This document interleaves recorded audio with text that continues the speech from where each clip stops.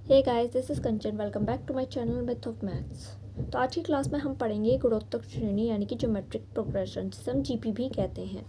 यदि कोई श्रेणी इस प्रकार हो कि उसमें क्रमागत पदों का अनुपात बराबर हो तो उसे गुणोत्तर श्रेणी यानी कि जीपी कहा जाता है। ठीक है, जीपी का जो पहला पद होता है उसे ए कहते हैं और सार्वनुपात जो होता है वो आर कहलाता है। ठीक है, एग्जाम्पल के तौर पे 1 2 4 8, तो इसमें ए की वैल्यू कितनी होगी, जो हमारा फर्स्ट पद है यानी कि 1, और आर की वैल्यू 2/1 4 अपॉन यानी कि 4 डिवाइड बाई 2 इक्वल्स टू 2। इस तरीके से जब क्वेश्चन करेंगे तो आपको समझ आ जाएगा। ठीक है, आर की वैल्यू किस तरीके से निकालते हैं। यहाँ पर भी सीरीज दी है, ये सब जीपी में कंसिडर की जाती है। यहाँ भी आर की वैल्यू किस तरीके से निकाली गई है, चलिए एक करके बता देते हैं। ये देखिए, आर की वैल्यू A2/A1, तो फर्स्ट वाली सीरीज़ में 4/2 या 2/1 करेंगे तो वैल्यू हमारी 2 आएगी। ठीक है, A2/A1। ऐसे ये जो थर्ड वाली सीरीज़ में √3/1 किया हमने, तो इसकी वैल्यू 3, तो आर की वैल्यू कितनी आ गई, √3। ठीक है, तो -1 2 -4 8 ये भी जीपी का पार्ट है। जरूरी नहीं कि सब पॉजिटिव में चलनी चाहिए या फिर सब नेगेटिव में चलनी चाहिए तभी एपी या जीपी होगा, लेकिन जीपी में जो होता है वो नेगेटिव पॉजिटिव तो भी ये जीपी होगा। बस हमारा आर की वैल्यू जो है वो सेम इक्वल होनी चाहिए।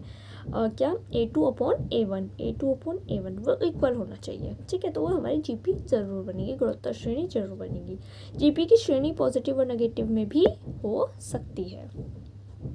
ये नोट्स की तरह आप कॉपी में नोट डाउन भी कर सकते हैं ताकि एग्जाम टाइम में आपको हेल्पफुल रहे। ठीक है, यह आवश्यक नहीं कि जीपी का सार्वनुपात धन पूर्णांक हो। आर का मान यानी धन पूर्णांक का मतलब है कि हम जरूरी नहीं कि जीपी की वैल्यू हमेशा जीपी सीरीज जो होती है 1 2 3 4, जैसा अभी हमने ऊपर पढ़ी थी 1 2 4 8, उस तरह से जो जीपी की सीरीज होती है वो ज़रूरी नहीं है उसका जो आर की वैल्यू सार्वनुपात मतलब आर की वैल्यू हमेशा पॉजिटिव हो। आर की वैल्यू नेगेटिव भी हो सकती है और यानी कि फ्रैक्शन में भी हो सकती है, भिन्न आदि भी हो सकती है। तो जीपी का मान A R square A R की क्यूब इस तरीके से लिखते हैं। जैसे कि हमने एपी में क्या पढ़ा था, उसको किस तरीके से लिखते थे, A plus D A plus 2d, इस तरीके से।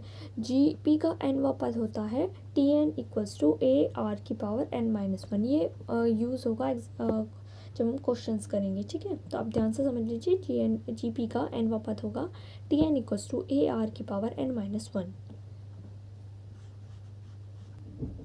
ये देखिए, हमें एक जीपी की सीरीज़ दी है 1 2 4 8 से लेकर 10 तक का 10वां पद हमें बताना है। ठीक है, एक सीरीज़ दी है तो इसमें आपको पावर्स ज़रूर याद होनी चाहिए, जैसे 2 की पावर 3 की पावर, इस तरीके से क्वेश्चंस बन जाते हैं। ठीक है, तो Tn equals to A R की पावर n-1 हम फॉर्मूला लगाएंगे और ए की वैल्यू कितनी आएगी यहाँ से 1, आर की वैल्यू जैसे हमने निकाली थी 2, एन की वैल्यू हमें क्योंकि nवा पद पूछा है मतलब 10वां, तो एन की वैल्यू कितनी आ जाएगी 10, तो Tn की वैल्यू हमसे पूछी गई है। तो देखिए T10 इस फॉर्मूले में जो हम रखेंगे वैल्यूज़, T10 इक्वल्स टू 1 ए की वैल्यू और आर की वैल्यू 2 की पावर n-1 यानी कि 10-1 कितना 9 2 की पावर 9 की वैल्यू कितनी होती है 512 512, तो T10 की वैल्यू हो जाएगी 512।